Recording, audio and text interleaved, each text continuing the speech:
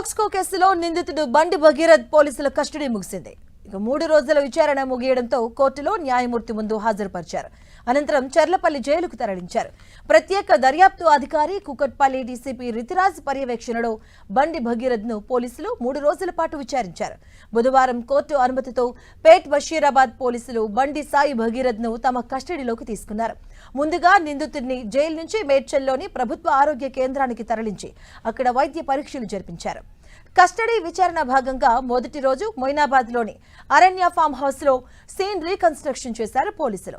గత December 31న Bhagirath farm house కి తీసుకొచ్చి అఘాయత్యానికి పాల్పడినట్టుగా బాధితురాలు ఆమె తల్లి పోలీసులకు స్టేట్మెంట్ ఇచ్చారు. ఆ స్టేట్మెంట్ల ఆధారంగా ఆ రోజు ఏం జరిగింది, ఫామ్ హౌస్ లో ఎవరెవరు ఉన్నారు తదితర అంశాలపై ప్రశ్నించినట్టుగా సమాచారం. దాదాపు 4 గంటల పాటు నిందితుడిని ఫామ్ హౌస్ లోనే విచారించిన పోలీసులు ఆ తర్వాత షాపూర్ నగర్లోని కూకట్పల్లి డీసీపీ కార్యాలయానికి తరలించారు.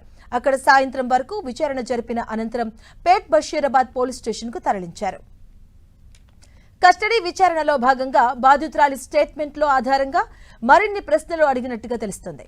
ఇక బాధితురాలి ఫిర్యాదుతో భగీరథ్ స్నేహితుల పేర్లను కూడా ప్రస్తావించిన నేపథ్యంలో పోలీసులు వారిలో కొందరిని ఇప్పటికే విచారించి ఈ కేసులో వారికున్న సంబంధాలను ఆరా తీశారు.